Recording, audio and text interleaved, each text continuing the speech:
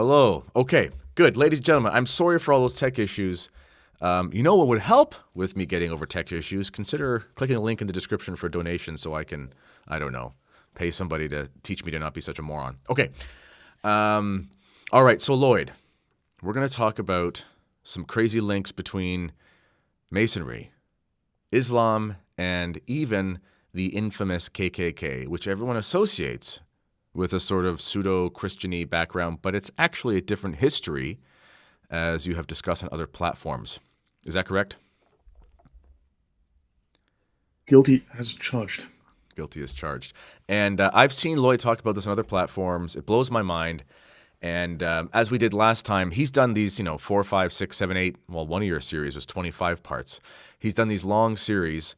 We're going to sort of condense this into about an hour and a half, and it's going to be like drinking through a fire hose. So you got to pay attention. And so, Lloyd, if you want to just share your screen there, we can get your slides going. And so you've seen the series. Are there any particular highlights or any place you want me to start? Well, we did our episode where we did the background on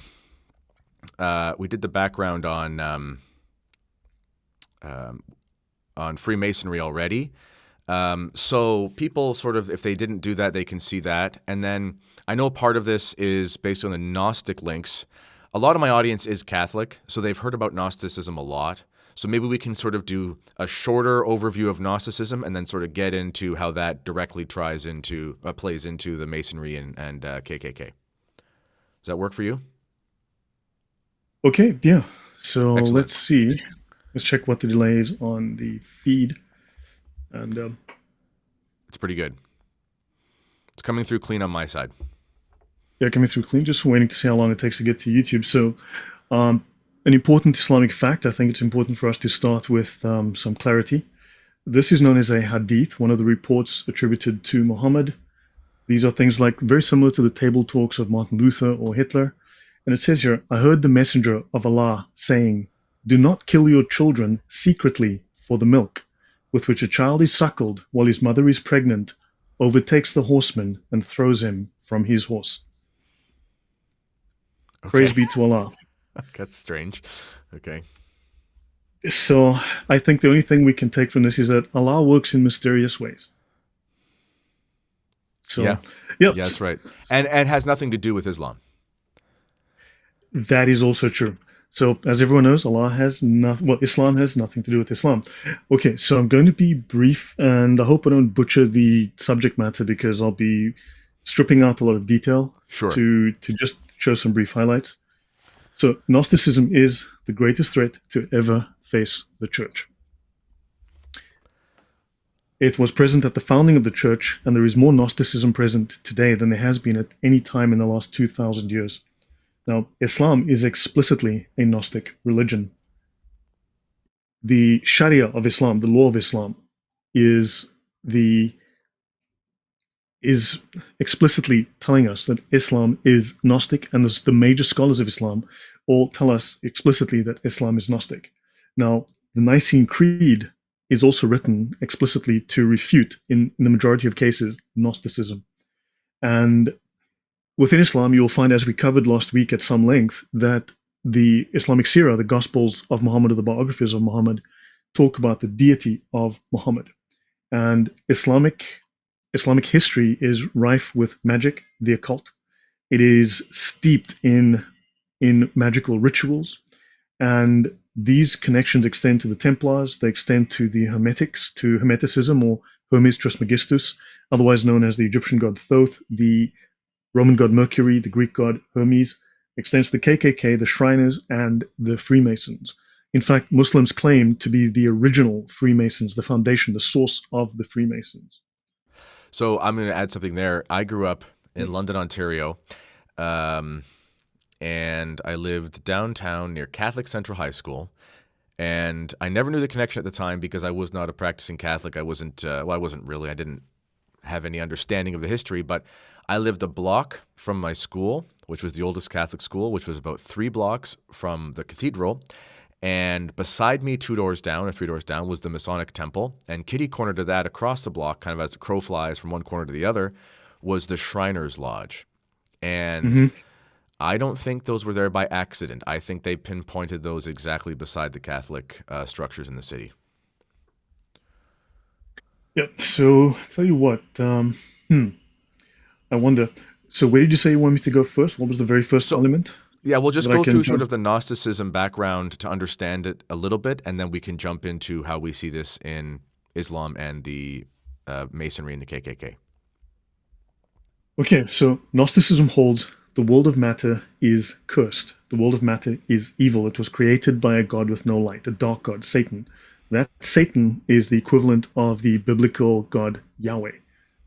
The world is ruled by this lesser god who is actually lower than humans. Only the spirit world, the world of imagination, is good, and liberation is attained through esoteric knowledge. Knowledge is good, ignorance is evil. To contrast that with Islam, Islam has the concept of the Jahiliyyah. In the Jahiliyyah, what you have is many people term it the time of ignorance, the time before Muhammad, before the coming of Islam. This is not a correct understanding. It is the condition of ignorance. If you're not a Muslim, you are living in the condition of ignorance. Therefore, you are in the Jahiliyyah. If you're Catholic, if you're anything else, not a Muslim, you are in the Jahiliyyah.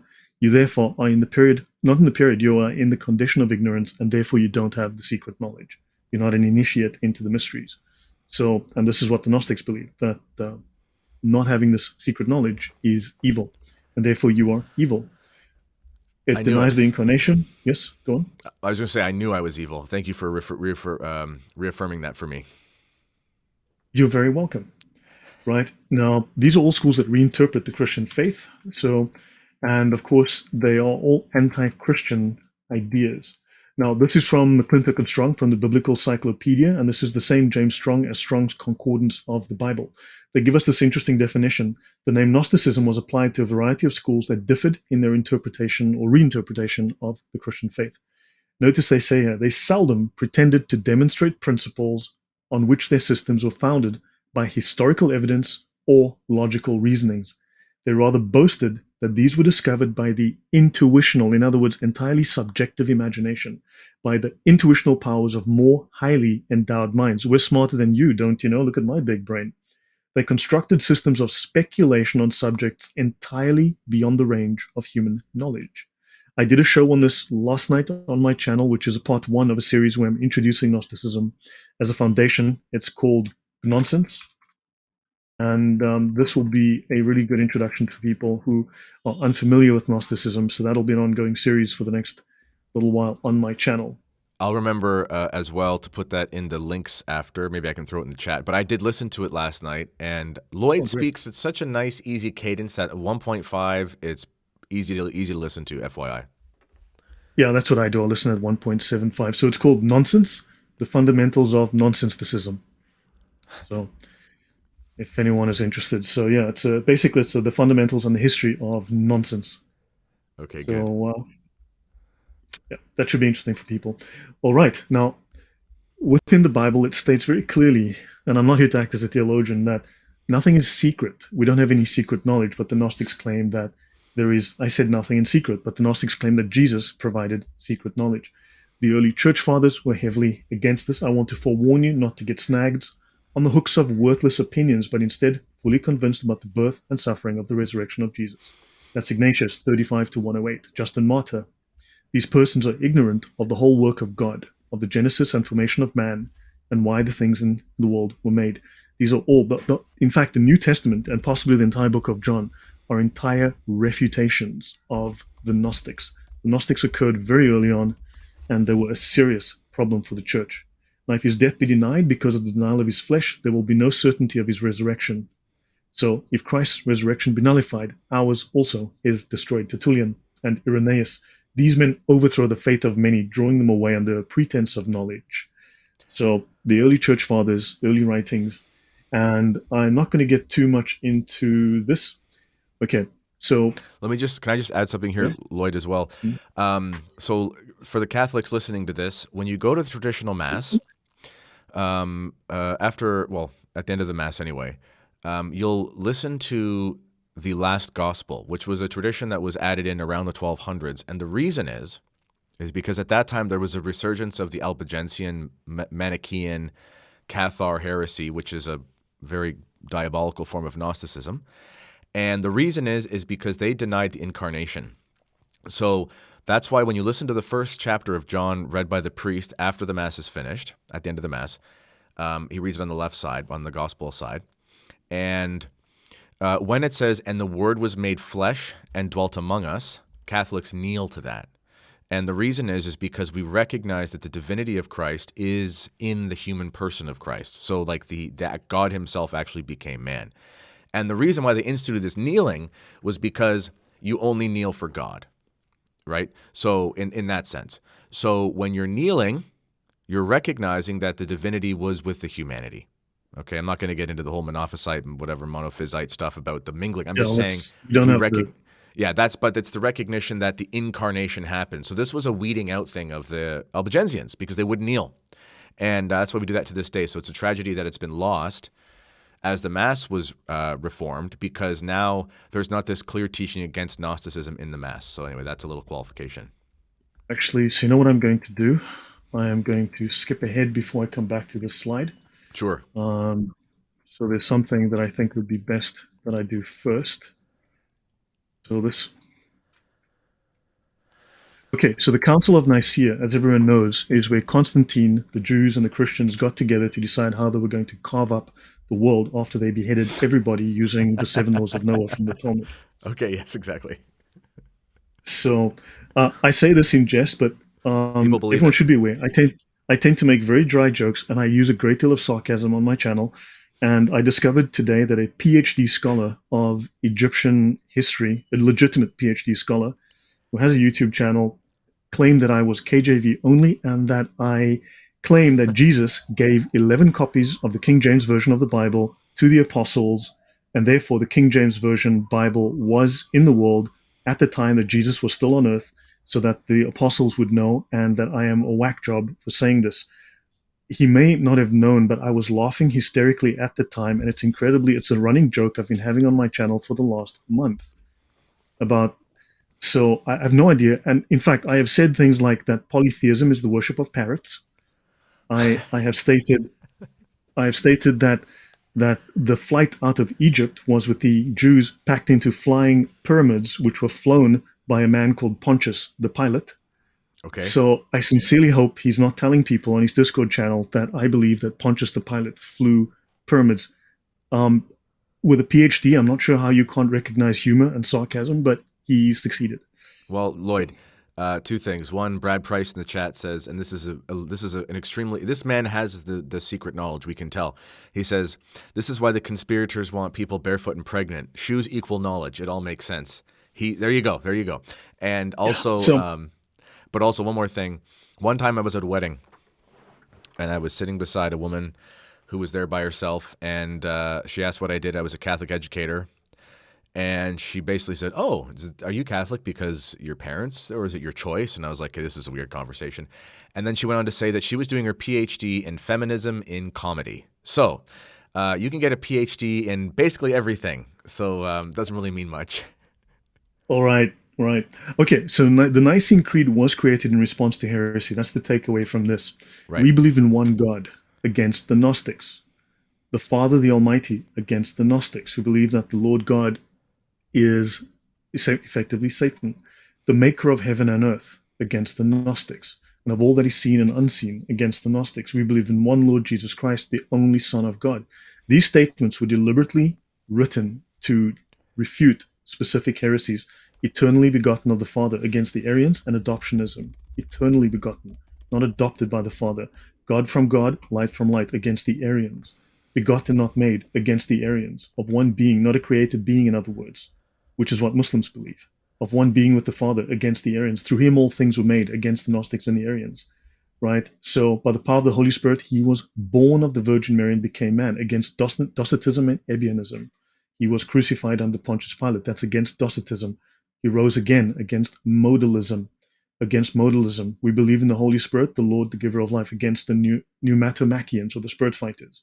So understand, this creed is specifically written to refute heresies. Right. Exactly. Let me go back to where we were.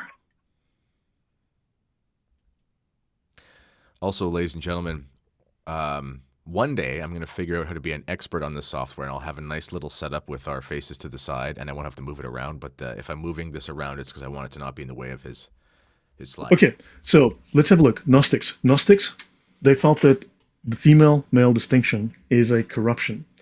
So understand, without going into all the details, this harks back to the Gnostic Gospel of Thomas, right? So the distinction between men and women should be rejected because it is part of the useless creation order. So androgyny is ideal, a synthesis of male and female. In the Gospel of Thomas, when you make the male and the female one and the same, so that the male not be male, nor the female female, then you will enter the kingdom. Let's have a look at that full quote from Surah number 114, right, of the Gospel of Thomas, which is interesting because the Quran is 114 chapters. In fact, the people say surahs in the Quran, right? We use the word surah, and we, in English, we translate it as chapter. A better translation is actually the word degree. Ah. Quran is 114 degrees. Sound familiar? Yeah, sounds like the climate change. Degrees. Yeah, there's also a little thing that has 33 of them. Oh, can never think of what it is, but right. It's 33 degrees centigrade on a hot day in July. It's all coming together. All right. Simon Peter said to him, "Let Mary leave us, for women are not worthy of life." Jesus said, "I myself shall lead her in order to make her male, so that she too may become a living spirit resembling you males. For every woman who will make herself male will enter the kingdom of heaven." This gives us an overview of what at least some Gnostic groups believed about women. So, yeah. Now, of course, in deuteroscopy, right, 22:5 in the Mosaic Law, we have a woman must not wear men's clothing, nor a man wear women's clothing, for the Lord your God detests anyone who does this. Right, so this is really antithetical to the biblical teaching. Yes? Well, if you look into the history of feminism, you'll find these pictures from, I've seen them. I can't pull them up right now, but I remember researching this. And women always wore dresses and skirts, and there were actual reasons for that. It's not just fashion or whatever. Before the advent of the feminine paper products that you get at the drugstore, there were reasons of cleanliness I won't go into, but there's actually an interesting, I guess, a little testimony documentary thing from this woman. She's an American girl who did a year of dressing like the 1700s. She's like she works at a colonial era museum. So her and her colleagues decided to actually dress in those clothes for 1 year. And she actually remarked that the fashions were so much more pleasing to her or useful as a woman because they were all built with this understanding that you would have fluctuations of weight, because women just generally, especially even without childbirth, they have fluctuations of weight because of retaining water, different cycles in the month, and so on and so forth. And for those times in the month when that certain thing would arrive, they had an ability to sort of keep themselves clean and fresh. And that's what those clothes were actually for. There was a reason they didn't wear pants. It had nothing to do with oppression or whatever. It was a functional thing. And then when the feminist movement, the suffragette movement, which was one and the same, it was just disguised, when they got together, what they would do is they would go out saying they wanted the vote, and they would wear pants, like workmen's pants of men, under their skirts, ironically still bring the skirts on top. So even the push to have women wear men's clothing was rooted in feminism. Actually, let me see. Okay, the entire concept of feminism actually dates back to pre-BC Rome. You can actually trace that idea all the way back to Rome. So I believe you. You don't have to. It's not just. Yeah, the whole idea was, in fact, ridiculed in literature written in the 4th century BC. So the idea of feminism was already ridiculed back then because women had insane demands back then already. So let me close that. Let me go back to where I was. St. Augustine has something too about laughing about the priests of this weird religion where they would walk around and they would tuck their situations in between their legs, wear makeup, and act like women. All right. So for instance, we've got John Lennon here. You need to move us over again. The only true Christians were the Gnostics, who believe in self-knowledge, i.e. becoming Christ themselves, reaching the Christ within. John Lennon. Understand, this idea has made its way into our culture, it has made its way into the church as well, especially within the Protestant churches. I'm not saying Yeah. that it has not affected, and it has, even the Catholic Church, but Yes. this has definitely weaseled its way into the popular culture. All right, so the perpetual enemy of faith is that in true God is not atheism, the claim that there is no God, but rather Gnosticism, the claim that God is known, that these people have a direct personal connection to the Holy Spirit. In fact, we'll hear this all the time, people saying, I read my Bible and the Holy Spirit talks to me. And therefore, me and the other 5 million people that do that, we all have utterly contradictory theologies and we cannot agree because we all interpret this differently because we're all hearing the Holy Spirit. Hmm. The two spiritual powers of gnosis and magic, masquerading under the cloak of religion, threaten more than any other powers the insight into the religious reality. And so this is in an interesting book called Against the Protestant Gnostics. It's a really fascinating book. I will cover this one day on my channel. This is well worth discussing at some point. Okay, so let's go have a look at the numerous references to Gnosticism in the most famous of the Islamic law texts called the Reliance of the Traveler. This is the most famous and most common Islamic law manual. So you can download a copy, go to my channel, go to any description box, look for Reliance of the Traveler. You'll notice here the word gnosis occurs 18 times, Gnostic 5 times, Gnostics apostrophe 3 times, and of course the word Gnostics with apostrophe once. Let's go have a look at NOG. They speak here of the spiritual station of annihilation in Gnostic vision. That's when your soul is, you give up your identity and merge with the monad. The monad, of course, is called Albert. I revealed that last night on my channel. Explained to people that we now have a name for the monad. Okay. Although the literature is slightly unclear, he may also be called Cecil. But I just thought I would share that with you. Okay. Good. Okay, Clear that up. We're clear that up. We're good. you're very welcome. So they're speaking of Gnostic vision. They speak here of stopping at the first traces of gnosis. They speak here of others, non-Muslims, others, those other lame ass, not, pardon my French, non-Muslims have attained, they claim to have attained to gnosis and the contemplative knowledge of the divine and have reached nearness to Allah. Allah can only be truly known through the gnosis. Okay. Then we go here, it tells us but we Muslims, we have attained to gnosis. We have discovered the gnosis, not those other wannabes that claim. The Gnostic, they speak here of the Gnostic. The Gnostic's spiritual will exalted above all else. Now notice, it is will, not logos, because Islam is will, not logos. Did you ever read Candide by Voltaire? No, but Voltaire was a pretty reprehensible, He was a immoral, bad guy. disgusting. He was sleeping with these brothers' child. Yeah, he was disgusting. Well, I little inside baseball, the permanent instruction of the Alta Vendita, which was a document that was leaked by the Carbonari, which was a black Masonic, secretive order in Italy. It was published by the Pope after they found it. But in any case, they said the ultimate thing we want is that of Voltaire. Right? They wanted that to be the driving philosophy of the revolution in the church and in society. But if you read Candide by Voltaire, I had to read it in a French course I did. I call the course "How to Be an Atheist" because that's pretty much what it was in university. We were reading Camus and Voltaire and all these atheist thinkers, Sartre, who was reprehensible as well. And but in the end of Candide, it's like written by a 12-year-old who has it's like if a man had a high education in literature but had the conscience of a 12-year-old. It's like all basically bathroom humor making fun of the church. And at the end of the book, after this weird journey through all these religious experiences, it ends with sort of a moment of culmination and peace, and he finds himself in Turkey witnessing the whirling dervishes. And sort of this is the culmination to the finding of the truth. And this is, I think that's Sufi, isn't it? So again, what is that? The culmination of the will.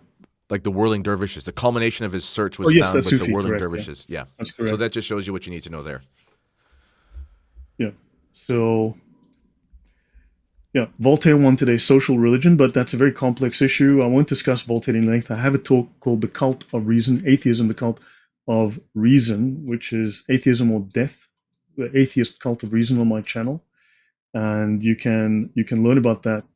Voltaire was a pretty reprehensible fellow, right?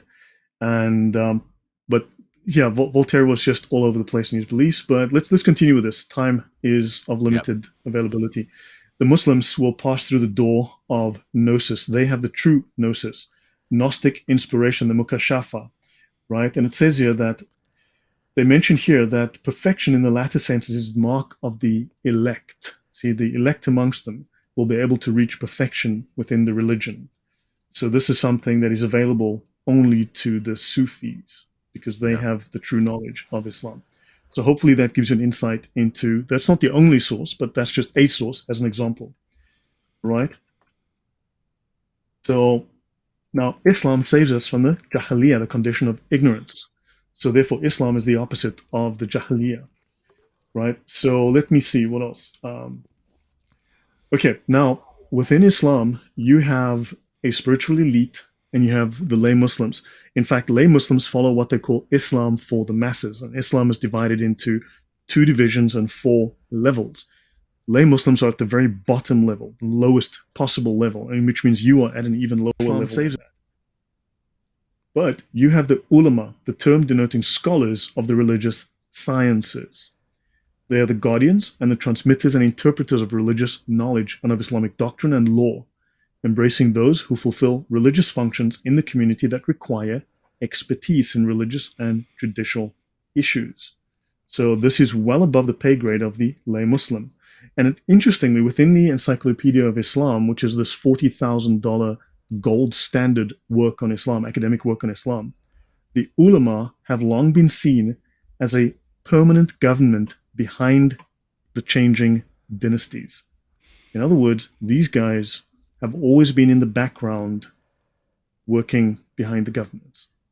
That's something that they claim. These men of Yes. secret knowledge. So when people talk about, I mean, we'll get into Freemasonry. You know, people talk about Mm-hmm. it started in 1717. Well, definitely a lodge was formed in England that was 1717, and that was really fundamental. But this Gnostic underpinning to this idea, because you have to understand, if you're going to have a secret society, you have a secret society because you believe you have something that other people don't have. I mean, that's the basis of a secret society. This is why you have to be initiated into these rings within rings within rings of influence that goes from this sort of, centrifugal force outwards from this point of knowledge that only the select few people have. And you find this spirit behind all of the Gnostic movements, and you find it in all the Gnostic religions. So you find it in Islam. You do find it in Kabbalah, which you can find in both Islam and Judaism. You find it with Christian heresies. You find it everywhere where there's basically a move away from objective truth towards something that is secretive. Right. Okay, let's have a look at Gnostic syncretism and plagiarism. For instance, in one of the older Gospels of Muhammad, we can say, his Sira, or traditions, or not traditions, the biographies as they commonly call him, they speak of, it is recorded that Allah made a tree with 4,000 branches and called it the tree of life. Then he created the light of Muhammad. See, so in the beginning, the light of Muhammad was with God and he was God, Yes. right, effectively speaking. And it praised Allah for 70,000 years. And I covered that at length in our show last week where we discussed Muhammad as Jesus, right? So Gnosticism is a cult of special knowledge. Now, there is a belief in Islam in a remote, unknowable, supreme, absolute one deity called the monad or the Tawheed. Now, the Tawheed, oddly enough, is a term that is taken from the Ethiopian Orthodox Tewahedo Church. They actually took this from a Christian term, which is really, really odd. So they've actually borrowed this. This is when, during the first Hijrah, the first Exodus for the Muslims, that's when they date their calendar from, the Hijrah. When they left Mecca for Medina, they went, for 15 years, they went to Ethiopia, right? There is no differentiation in the monad. The monad is beyond human thought, and human thought cannot reach it. It is beyond comprehension. And this is Allah within Islam. The divine monad is beyond the material, and it is also beyond the rational world. There is nothing rational about it. It is what they call post-rational. You must enter into a pre-rational or post-rational state using rituals, incantations through forms of magic. You have to detach yourself from your rational mind to see Allah. So Allah does not enter the dirty physical realm. Thus, the Christian incarnation is unacceptable because Allah cannot come into earth. Think about it. Allah cannot enter creation. Now, this, of course, conflicts with stories in the Quran where Allah enters the burning bush and one other story. But even so, Muslims will say Allah comes only to the lowest heaven. He does not come to earth, right? So, and also there's the polemic emphasis in Islam on Jesus as a baby being extremely unclean. We'll talk about that. Okay. For instance, in Ibn Qayyim's Guidance to the Uncertain, in reply to the Jews and the Nazarenes, a religion whose structure is founded on the worship of crosses and pictures on the ceilings and walls, proclaiming that the Lord descended from the chair of his glory and became attached to the inside of a woman's womb, dwelled in there for a period of time amidst the location where the sexual organs join. Then he came out as suckling, growing up, gradually crying, eating, drinking, urinating, sleeping, and playing with other children. Then he was slapped on the cheeks by the Jews. Okay, then they'll say that he descended from the authority of his greatness and throne and entered the vagina of a woman who eats, drinks, urinates, evacuates her bowels, and menstruates. He got attached to the inside of her abdomen, dwelled there for 9 months, wobbling between excrement, urine, and menstrual blood. And then he was born to be swaddled, put in the cradle, and each time he cried, his mother breastfed him. Then he went to the maktab alongside other boys, and he ended up being slapped on the cheeks by the Jews. And yeah, he was in the place of the monthly period and of menstrual discharges for several months. Now understand, blood, feces, and urine are the most foul, dirty things which can actually lose you your salvation in Islam. If they touch you, they make you extremely unclean.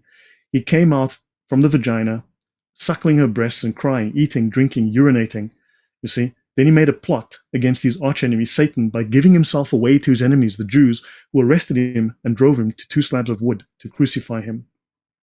And there's much worse than that, but these are just to give an insight.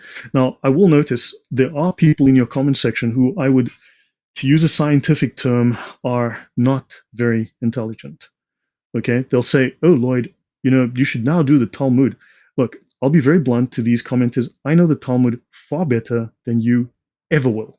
Let me be very clear about that. I have a lengthy 7-part series on the Talmud. Okay, it covers 14 hours at least. So understand, most Jews have no idea who Jesus is. They've never heard of him. There's no New Testament that he sold to Jews in the Bible in Israel, right? 2, the whole point of Islam is a denial. The entire point of Islam is a denial of Christianity. That book I just read from is the most popular polemic. It's 800 years old. It's the most popular polemic against Christianity in Islam. It is still read and still popular today. When you go through the Talmud, which is like 12 million sentences or something, I would say 0.0000001% of the Talmud has any reference to Jesus. And it is exaggerated, whereas in Islam, half of Islamic texts are written explicitly to denigrate, insult, deny Christianity. Look, so well, I'll leave it at now, but let me just add there, people, the stuff that he just read there, think how vile it is. I mean, as a Catholic, the Virgin Mary is very important to me. And I think the Virgin Mary is probably very important to Jesus. And, that's obvious. And are there differences, obviously, between Christianity and Judaism? Yes. Am I here advocating that there's a dual covenant, that we deny the church's teaching? No. But it's a historical fact that when you look into the basis of Islam as compared to a lot of the Talmudic literature, obviously there's going to be animosity. But the root, the whole point of these literatures is a vile repudiation of the most sacred things to Christians in detail. And that is just something that is steeped throughout. No, look, these people are simply repeating Martin Luther, who was a vile, disgusting, immoral man I would put at the same level as Adolf Hitler. Right. In fact, Martin Luther was simply Muhammad with German characteristics. He was a proto-Nazi. He was simply repeating the same things, the same accusations that Hitler made, which he got from Martin Luther. You have no idea that you're exaggerating one thing. In fact, so many of these common stories are exaggerated, distorted. In fact, there's one story that people tell about Jesus went to Egypt, and then in Egypt, he became a witch, and then he came back and he did black magic. And people go, see, the Talmud, they hate Jesus. Yeah, that story is written between 100 and 200 BC, as far as I know. So I don't know, Jesus didn't live 100 to 200 BC, so maybe they're talking about the name Jesus, which is a very common name referring to someone else. Everyone lies about the Talmud. I've done a very detailed series on that, and seriously, so I'm just going to assume that these people are indoctrinated, they are repeating lies because they don't know any better, or they are just choosing to lie. But let's look at the Islam today, right? Sure. The prayer of the Nazarenes, that's the Christians, ridicules the worship deity.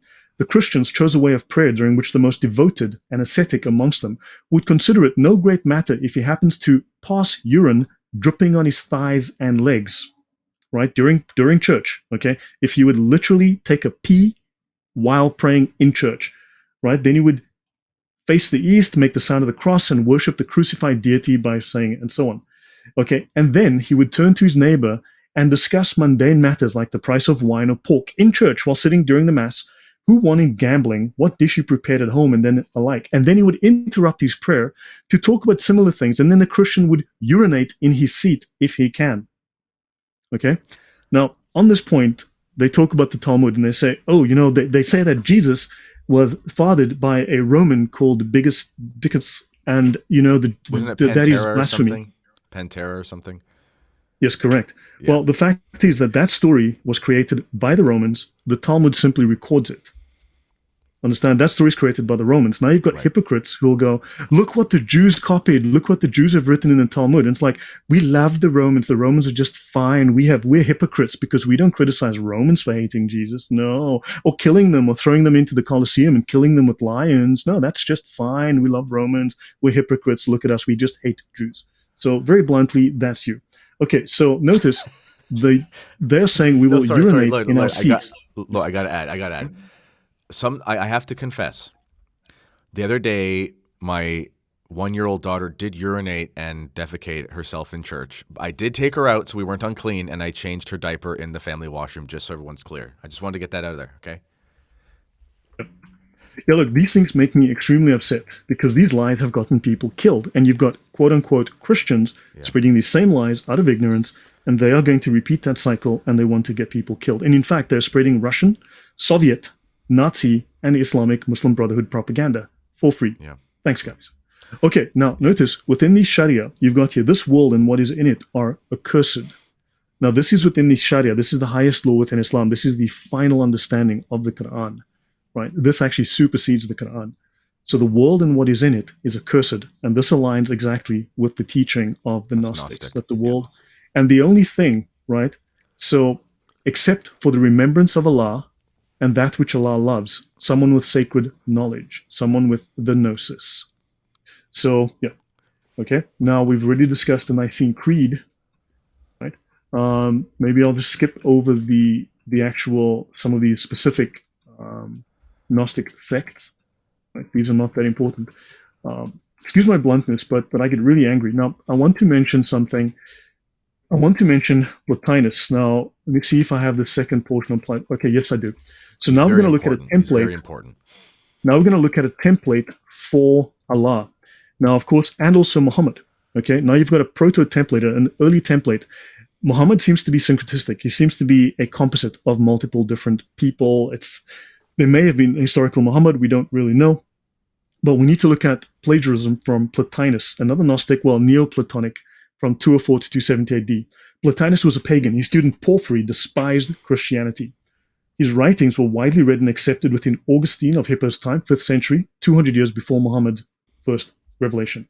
In his account, Vita Plotini, in Porphyry's account, Plotinus lived a divine life. He was more than an ordinary man, and he had a divine nature, and he possessed every possible virtue. He had the highest moral and spiritual standards. His teachings were regarded as a legitimate continuation of the Platonic tradition. He was a paradigm of philosophical perfection, and this is very close to how Muslims portray Muhammad.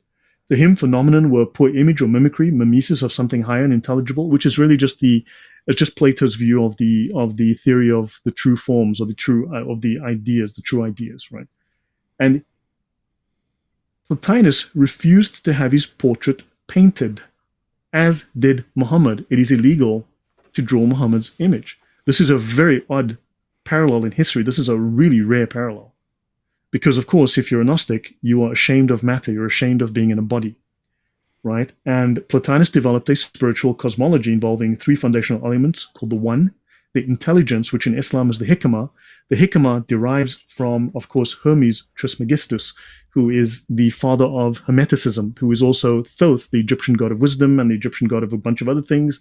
And he's also the Egyptian god Hermes and the Roman god Mercury. So you've got now, and according to the Abbasid tradition, Hermes Trismegistus, who is very much integral to beliefs like Madame Blavatsky's Theosophy and so on, as part of the occult tradition of the West from the 18th and 19th centuries and so on. This guy is the ancestor of Muhammad. And he brought the hikmah of Islam, which is the occult knowledge. And so let's have a look at this, okay? Augustine countered the thoughts of Plotinus on the city of God against the pagans, the Civitate Dei contra Paganos, right? Let's have a look. He was more than just an ordinary man, right? And did have something more by birth when compared to others. And if you read these stories of Muhammad's birth, they are, I mean, they just, he is Jesus for all intents and purposes, plus one, Jesus plus one. Plotinus seemed like one who felt ashamed of being in a body, and painters and sculptors were unendurable to him. When Emilius begged him to have a portrait done of himself, said, "It is not enough to carry the image that nature has put about me." Right, so this is a very unusual alignment with Muhammad. Now let's look at his version of Allah, or God, the One. So let's look at Yahweh, the One, and Allah. In terms of sovereignty, God is a creator, the One is a creator, Allah is a creator God. In terms of nature, a single being with a complex nature, whereas the One is a simple unity beyond being, and Allah is a simple unity of pure will. However, Allah is actually a compound of both of these. We know already Allah is beyond will, beyond Allah's will, and Allah is beyond reason, beyond being, undescribable in human terms. In action, God is intrinsic, but the One is extrinsic and Allah is extrinsic. He doesn't come to the world. You have to accept Muhammad to embrace Allah. You cannot embrace Allah without embracing Muhammad. Can he be known through reason and faith? But the One is knowable only through complete submission, Islam, to submit. And Allah is inscrutable, can't be known. Allah is both of these. Allah is actually both of these. Man's nature is free. The One, you're a slave. To Allah, you're a slave. As a basis for obedience, you love God and you serve God. In the One, mysticism, and Allah, fear. However, you saw that the mysticism is an element of the leaders of Islam, the highest echelon, the highest ranks, the Sufis, the major scholars of Islam. They worship Allah through mysticism, the lower ranks through fear. Man's will has free will, whereas, unless you're a Calvinist, or Lutheran in fact, in imposing one's will on another, and predestination. And in fact, you've also got jihad, which is the imposition of your will on another, which is also valid for Allah. And you must know your creator. We can know God through reason and faith, whereas in the One, you submit. And of course, in Allah, you submit. Same thing. And the only one that is the days of his resurrection, they don't speak about it here. But otherwise, the two are a complete match. It's a Gnostic Allah. In fact, it's a Neoplatonic Allah. And in fact, don't forget that when you look at the resurrection of Platonic thought, or rather Aristotelian thought in the High Middle Ages, it was the Muslims who had retained much of this knowledge, these documents, and then they returned to Europe. So they already had this, except most of the time they had a corrupted version of this, a Neoplatonic version of Plato and Aristotle, not the originals necessarily. Your thoughts? Yeah, well, that's if you read through St. Thomas Aquinas, he constantly talks about Avicenna, Averroes, and Maimonides, Muslim and Jewish scholars at the time. And he points to the Muslim ones and shows, here's a piece where he's basically correct, but here's how he corrects him because they had gone into error in their understanding of Aristotle. And also, should be noted that a lot of the time liberal scholars, and I was taught this in university, the golden age of civilization was Muslim Spain, because the Spanish Muslims and the Spanish Jews and the Spanish Catholics all lived in perfect harmony. It was like a John Lennon song. And they'll say, look, the Muslims gave us all of these advancements in the Middle Ages, and they don't tell you that when you go deeper into the records that essentially they were maintaining Christian thought. And a lot of the time, they employed Christians as their philosophers and mathematicians in order to do this, and then they transmit it as if it was part of the caliphate or whatever. Correct. Yeah. Now, notice that if you go back to the Islamic the Encyclopedia of Islam, they speak of madhab. Technically, they shouldn't really be called madhabs, because people say, well, which madhab, which school of thought, right? It's actually a school of fiqh, right? But madhab is a way of thinking, a way of persuasion, right? The 5 schools of law, one of those being, of course, the Jafari school of Shia Islam. And they speak of the Madhab al-Hadarat, the name for the Platinian scheme of dynamic emanation. Now, why would, under the madhabs, under the schools of thought in Islam, the 4 major schools of Sunni Islam, would they happen to have a term of art for the Platinian scheme of dynamic emanation, which is the monad emanating creation? Or rather, shall we say, Albert, mindlessly emanating things. Well, and evolutionism is also very much based on this doctrine of emanation. Right. So understand, this term, Hadra, is presence, okay? The school of the presence, or the way of thinking about the presence. So they're thinking on the monad. So why would Islam have it as part of their term of their scholars to be thinking upon the presence of the monad, being in the presence of Allah? The Hadra, the Platinian scheme of emanation, is being in the presence of Allah. Allah is the monad. Do you see the connection starting to form here? Nothing to do with Islam, though. Come on, let's relax here. Yeah, and they speak of the ghaib, what is hidden, what is inaccessible to the senses and to reason. This is why Gnostics don't follow reason, because what they do is inaccessible to the senses, right? And so therefore they have to be in a pre-rational, post-rational state, the world beyond discursive reason. It's mystic, it's gnosis, it is a cult. Understand? You start to see these terms stack up. Yeah. Okay, so there's plenty of talk about Gnostics and Gnosticism that goes on there. So I'm going to have to jump ahead in the interest of time. Okay, so let me actually see what. So I'll run through this quickly, and I'll highlight certain portions as I. So you see, the Christians, okay, we mix up falsehood. Now you must understand that in Islam, Christianity is the Deen al-Batil. The word used for falsehood is batil, which means something that is unsound and worthless. You see, do not mix up Judaism and Christianity with Islam. We are not the same religion, because they say we are the religions of falsehood. We are the Deen al-Batil. Al-Batil means unsound, worthless, in vain. The false, Batil, is also one of the names of Satan. So we are the religions of Satan. Does that make sense? Yep. So that's what Islam says.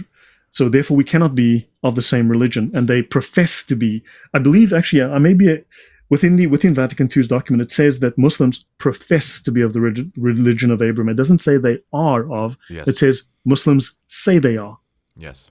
That doesn't affirm that they are. That just says that they claim to be. And they say they adore the one God, the one true God, which is ambiguous. But they say they do. Yeah, it doesn't say that they are. Okay.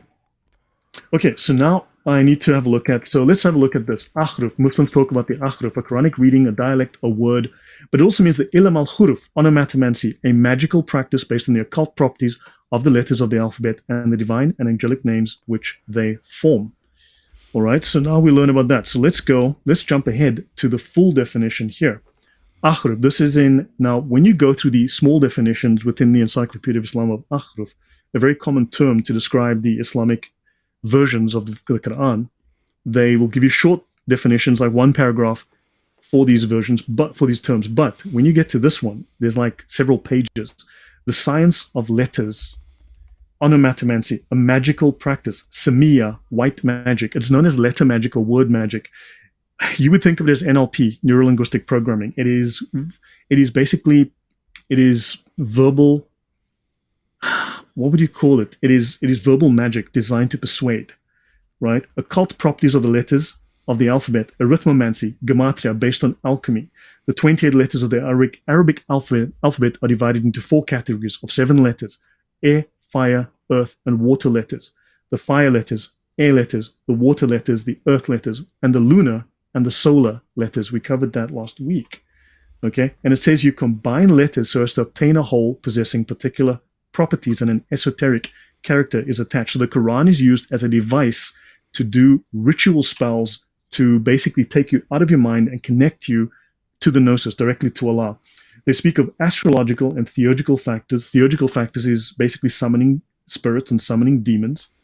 And then to understand the mystery is to penetrate the divine intelligence, is to understand the mystery of the Holy Spirit, the huruf. And these sciences were practiced by the greatest spirits of humanity, such as Hermes Trismegistus, Idris. Idris is Hermes Trismegistus, the Greek god Hermes, but also the Egyptian god Thoth, Plato. They've been attributed to Aristotle two works. Okay, so they speak of these, so they know these sources. So understand, does that make some sense, Kennedy? Yep. Yep. It's all coming together. Okay, so we've got that. We'll skip over this. I don't have to go too much. Now, Hermes. Okay, Hermes is Hermes Trismegistus, that strange god incarnate, the Hellenistic name of the Egyptian god Thoth. Hermes Trismegistus passed his capacities into Islam. It is true, Islam transformed the god into one of the heroes of the olden times, who, according to his name Trismegistus, is Mutalab al-Hikmah, the one who brought the secret knowledge into Islam, the wisdom. He is Idris, he's Enoch as well, and he built the pyramids. And they say there are books containing, yeah, he built the pyramids. Oh, the and they speak of the pyramids. prophets. The aliens built them. Come on, Lloyd. Yeah. But understand, so look, this is just a very rough overview, just to give you an idea what's in the Islam. But you're talking about these ideas have made their way into Islam, and thus they become Islamic. So he is a precursor of Muhammad. He actually is and arithmomancy. Now, again, you're going back to the magic within Islam, right? So now you are talking about, okay, so how that Muslim scholars of the classical and medieval period, how that Idris and Hermes Trismegistus were the same person. Idris is the second prophet mentioned in the Quran. See? So now this ancestor of Muhammad is a pagan god. So understand how odd, how weird this gets. Okay. Now notice this secret knowledge. What they say here is that the science par excellence is that which derives from Muhammad. All the rest is useless science, or does not deserve to be called science. Numerous prophetic traditions on the study of science concern only religious knowledge. So this is not science as we know it. This is occult religious science. Right? We've already covered some of this, and we mentioned this last week, so I don't think I have to go through this, but these are the two divisions and the four levels of Islam, and the lowest one is here. The highest one is the Haqa'iq, reality, truth, divine essence. This is the Muhammadan reality. Muhammad is the highest reality. The universe is created from the spirit of Muhammad, the light of the sun, the light of paradise. Allah's throne is lit up with the spirit of Muhammad. The Ruh Muhammad, the spirit of Muhammad, the Holy Spirit, transmits divine knowledge to the prophets and to the Sufi saints. When you look at who are the saints in Islam, the Sufis are the only saints in Islam. The Sufis are the highest within Islam. Okay? So let me see now. Let me run through. So any comments or questions so far? No, it's nothing I can add. It's just, you ever watch Glenn Beck back in the day when he had his chalkboard and he would like link everything together? And anyway, this is like that, but it's all making sense. Right. So we know that there's lots of Gnostic stories within Islam. Like, for instance, in the Quran, Jesus speaks as a baby in the cradle as one example. Yeah. Right. Now, this idea is taken from the Gnostic, the Arabic infancy gospel of the Savior. Isn't you've got Jesus making clay birds. Yeah. Isn't that said about the Buddha too? Like he got up and talked and walked or something as a baby, I think. Anyway. I believe that may be the case. So Islam has borrowed a number. In fact, their Christology is entirely Gnostic and can be traced to the Arabic infancy gospel and so on. So you can find the entire Christology is completely Gnostic. And in fact, even with Mary, that whole idea comes from like the Proto-Evangelium of James, right? Mm-hmm. So you get all of these things, and Jesus speaks in the cradle and so on. I want to go to some other things, so I just want to run through this a little faster. We've already spoken about this, okay? Now, this is the official statement. I must do this before I jump to the KKK and to so on, which will be the last section. But this is the official statement from the Sharia. This is the highest law of Islam. There is nothing higher, right? This is the very final orthodoxy of Islam on their view of Christianity and Judaism. This is section W4.0, the finality of the Prophet's message.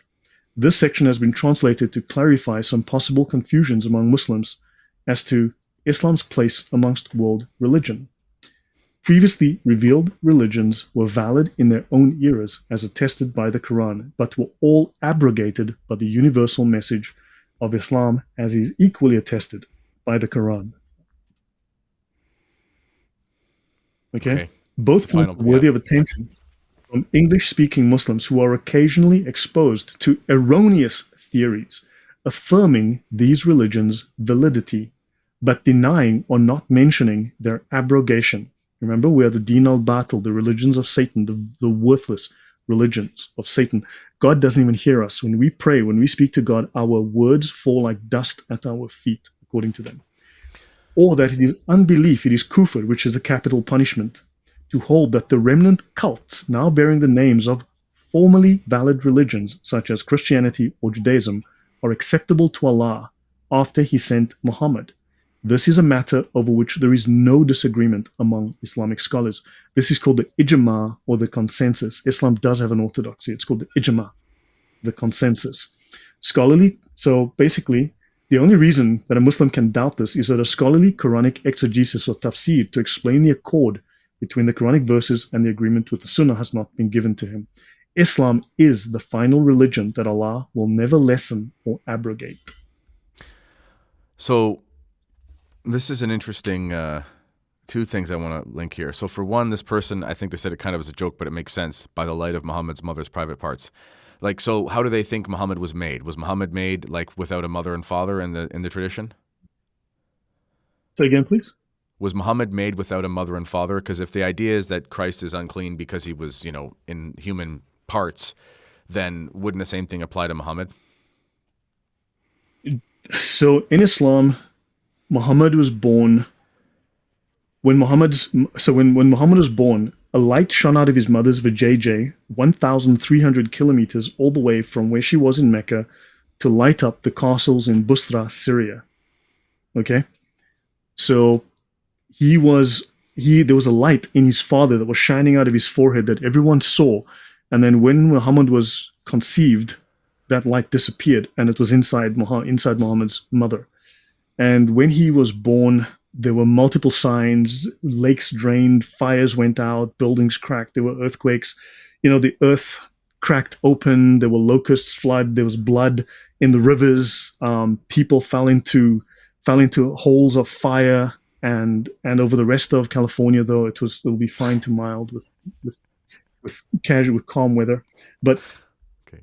Yeah, so basically Muhammad had an entirely miraculous birth. So that's the story of Muhammad's birth. He, and the angel came and spoke to his mother. So there's a whole story about that. But understand, Islam explicitly states Christianity and Judaism are remnant cults that are false, that worship Satan, that are done, that have been replaced. There is no ecumenicism.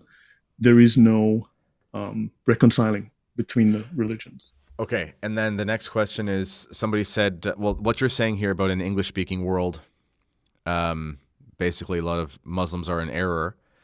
This reminds me of this whole ridiculous Andrew Tate phenomenon. I cannot stand Andrew Tate. I did a video last year when he kind of had one of his waves of fame about why, you're a fool if you follow him. And most people were positive about it, but there was still some Catholic member like, really? In the culture war, you're going to go after this guy? Yes, I am going to go after the, human trafficking, pimp, pornographer idiot who's a murderer of souls, because he's getting a lot of men to convert to Islam. But if you listen to his words, he says, I truly believe, I'm going to try to do an Andrew Tate accent here. I truly believe there's a reality that many people can come to religion through different paths. I truly believe in that reality. There's morality in all religions. And but what he's saying isn't even Muslim. No, correct. No, the Sharia is the final arbiter. It supersedes the Quran. Yeah. Okay. So now that section's done. I've covered that. So now we can go straight into the stuff that people paid tickets for. Let's get into the good stuff, right? Lloyd. Come on, bring it on. Yeah. But hopefully, did that all make sense to give us a bit of a background, even though I had to rush and butcher it slightly? No, it's perfect. Listen, you didn't butcher it. Listen, Lloyd, your slides, I listened to your whole series on monotheism with Sam. It's 5 episodes, and it's amazing. You hammer home, and it's not superfluous. You do it to make sure that no stone can be left unturned for the critics. But for the people that are watching this show, these people obviously, they're giving you the benefit of the doubt. They believe you. So there's 50 more slides you could do, but what you've done is you've made the point. And if anyone has any problem with it, go watch the whole series and then send them an email and ask for clarification, but it's there. But we're making the point here so we can get to the next point. Yeah. So now look, I have a couple of pet peeves, okay? There's someone that contacted me after your show and they were speaking with me, and they're a lovely person otherwise, but they hate the Jews, they hate Israel, okay? So Now, people need to understand, in Islamic religion, it is a requirement that the Muslims murder every single Jew on earth. unless they do this, which is a holy order and a good thing, according to Allah and according to the Muslim belief, Muhammad will not come back. The eschatology, the eschaton, will not occur unless Muslims first murder every Jew on the planet. And then the end times will come. Jesus will come at the right hand of Muhammad as Muhammad's servant. Jesus prays behind Muhammad, right? He follows Muhammad in prayer because Jesus is a Muslim, right? Yeah. He's a faithful servant of Allah, and he follows Muhammad as his master. Jesus will come back. Jesus will kill all the Christians who refuse to convert to Islam, right? Jesus will murder all the Christians, that's you, who refuse to convert to Islam. And then Jesus will marry, have children, and die. And Muhammad will reign at the right hand of Allah ever and ever. Amen. Allah works in mysterious ways. Now, I detest people who want to tell me, well, do you know that the Jews, they shot a Palestinian yesterday? And I'm like, okay, hold on, let's get back to basics. You are aware that it is a requirement of Hamas, who is a wing of the Muslim Brotherhood, the world's largest secret society. Freemasons bad! The Muslim Brotherhood, this Muslim organization, is the largest secret society on the face of the planet. It is. Israel bad! Yeah. Freemasons bad! The Muslim Brotherhood is the largest secret society on the face of the planet. It dwarfs every other organization, and it is a terrorist organization, and they're required, Muslims are required to murder every Jew on earth as a religious holy duty. Israel shot a Palestinian. Are you okay with all Jews being murdered? And is it okay? Are you okay with that? I'm not here to talk theology. Okay, so this is, do you understand it? And this is liberal Catholics. This is liberal Protestants. These people understand. I know the topic. First of all, most people are just lying about the Talmud. People are flat out lying about the Talmud. I've done the Talmud at length. I've read it more than you have, I'll bet. I know I make bold statements, but I really dislike the propaganda. Sorry, I'll leave it over to you for a moment. I was going to say, ladies and gentlemen, I've had Father Maudsley on before, who he just wrote a 5-part series culminating of books, not articles, 5-part books, which are exceptional, culminating in the promised conversion of the Jews in the Old and the New Testament. So, and he is a traditional Catholic priest, and he is as orthodox and faithful on the doctrines of the Catholic Church, outside the church, no salvation, etc., etc. But he says explicitly that hatred for the Jews on behalf of Catholics is unbiblical, because you have to look at what, and the example he gives is Saint Stephen, who is martyred by the Jewish priests at the time, the Pharisees at the time, and he does not lift a finger, meaning he does not return like with like. If you believe there is a persecution, which of course there are historical animosities, and these things are a conversation for another day, there is no room for a genetic fallacy, a philosophical genetic fallacy of applying immutable characteristics to an entire group of people. This is just simply stupid. It's intellectually lazy, and it is not in the scriptures. Okay. So people need to, I find this sometimes in traditional Catholic circles, sadly, that on the one hand, they'll recognize the error of the religious claims of post-temple Judaism as opposed to Christianity, and then they'll apply this to basically getting into they get into a type of ethno-bigotry, which is not acceptable, because we have to believe all men are made in the image and likeness of God. So I think we've covered that, but that's just something to keep in mind. Yeah. So these are pet peeves of mine, right? So look, let's one quick diversion to Islamic law. This is the Sharia. You always hear, we want Sharia for Britain. We want Sharia in our town. We want Sharia in Hamptown. We want whatever. Permissible lying. This is in the Sharia. This is one of the chapters on permissible lying. Okay? When and how to lie. Chapter 8, teaching you how to lie. Let's go have a look here. Let's go have a look. He who settles disagreements between people to bring about good or says something commendable is not a liar. So when Muslims say we believe in Jesus and they don't want to have an argument, they have settled a disagreement. They've brought about peace and harmony, lying through their teeth to you, but according to Allah, that was good. That is not a lie. So you must understand this. It is obligatory, not optional. In Islamic law, it is obligatory for Muslims to lie to you, right? Now, Muhammad did not permit untruth except for 3 things: war and settling disagreements, and a man talking with his wife or she with him. So you can lie to your wife, and Islam is permanently at war. That is what jihad is. and settling disagreements. So when you have a debate with a Muslim, you're having a disagreement. Therefore, it is illegal for him to lie to you. This is an explicit statement that lying is permissible for a given interest. Speaking is a means to achieve objectives. This is the highest scholar in Islam after Muhammad himself, Abu Hamid Ghazali. And it says, when it is possible to achieve such an aim by lying, but not by telling the truth, it is permissible to lie if attaining the goal is permissible. When the purpose of lying is to circumvent someone who is preventing you from doing something permissible, that's me teaching you the truth about Islam, and therefore I am preventing them from spreading Islam. It is obligatory to lie if the goal is obligatory. So understand, I can go to another book which goes into even more detail on this, okay? But this is the most popular, the most common, the most owned, the most read Sharia manual in the world. Okay, it is not unlawful to lie when any of these aims can be attained only through lying. So, what implications does this have? Because this is Islamic. Islam, lying is obligatory. Who is the father of lies, Kennedy? Donald Trump.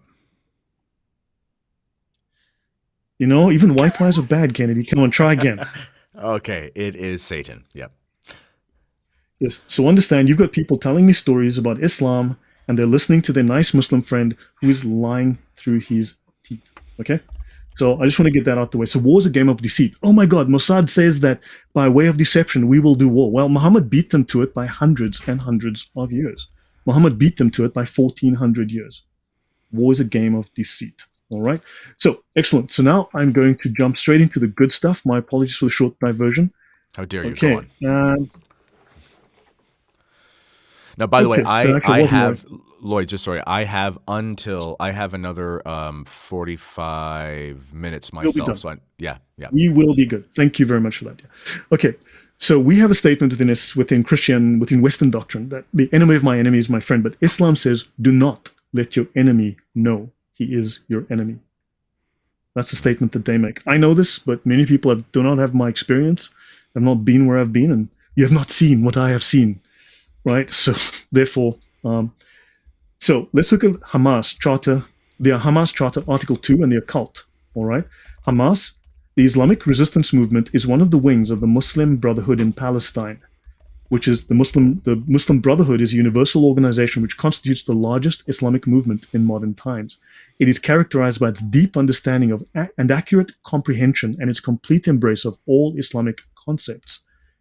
They are responsible for the spreading of Islam, education, art, information, and the science of the occult and conversion to Islam. We must support Palestine because the Palestinians were huge fans of the Nazis, by the way. Yep. They were. Right. So yeah, but so understand, these people they will tell you openly, maybe you should believe them when they tell you who they are. Yeah. Right, now let's look at Baron Rudolf von Sebottendorf. Tea time with Hitler. This is him here. This is Hitler looking very cowed. And this is the man with his 1,000-yard stare. That guy looks like a wax figure. It's so creepy. Yes. And look at the face on this dude. I mean, just look at his expression. There's something very odd there. It looks like he should be on Epstein's Island. There's something, and Hitler looks very nervous. Let's continue. Baron Rudolf von Sebottendorf, who died in 1945, or maybe 1950, who knows, jumped off a bridge, slipped on a butter knife, who knows, was a Freemason and practitioner of alchemy. In 1900, he moved to Turkey, where he met the Jewish Temudi family. I love how they say Jewish Temudi family, because these are Muslims. They were Jewish maybe 100 years ago, who introduced him to Rosicrucianism and led to his initiation into a local Masonic lodge. He founded a lodge of the Bektashi Sufi order in Constantinople. Returns to Germany in 1917. He converts to Islam. Okay, that means he's a high-ranking Muslim scholar, right? He founded the Thule Society, an occult organization that was joined by Hitler and most of the prime Nazis of the day, of the German government. And the Thule Society became the meeting place and the organization that was then transformed into the Nazi Party. So the party was joined in 1918 or 1919 by Adolf Hitler, who transformed it into the Nazi Party. Sebottendorf then left the Thule Society as it became increasingly political, according to this source, but no, there's a whole different reason why he left, but that's another story. Flees to Turkey. So this Sufi occultist and scientific racist. I will say that flat out. He creates an occult organization, a Sufi Muslim Freemason organization that becomes the Nazi Party. Because why? Because Hitler was a good Catholic, Exactly. right? Yeah. So your thoughts on that before I go on? We don't need to do the digression here because no one in my audience believes Hitler was a Christian. No one in my audience. If anyone in my audience believes he's a Christian, it's because this person's an idiot. But you do an excellent job on your channel, and everyone check it out. I'll link to Lloyd's stuff after I'm done here. I'll put it in the show notes. And he does talk about, with Sam Shamoun, about Hitler being a Christian. Were those with Sam as well? With Sam, I did them on my channel, and on Sam's channel, I do even more detail. So I tend to update my slides on a regular basis. Get into significantly more detail on Sam's channel. Yeah, you'll see it, and it's just ridiculous when they say Hitler was a Christian. It's absurd. Yeah. So he writes here his most famous book, The Secret Practices of the Sufi Freemasons, the Islamic Teachings at the Heart of Alchemy by Baron Rudolf von Bottendorf. Okay, I have a story on him on my channel. You can go and check that out. This book reveals the secret spiritual exercises of the Bektashi order of Sufis. It shows how this order, known as Oriental Freemasonry, preserves the ancient spiritual doctrines forgotten by modern Freemasonry. It explains how to transform the soul into the alchemical magnum opus by combining Masonic hand grips and the abbreviated letters of the Quran. So Bottendorf explains how the mysterious abbreviated letters found in the Quran represent formulas for perfecting the spirit, which is basically Gnostic rituals to merge you into the throne room of Allah, and you join with Allah. This is their version of communion.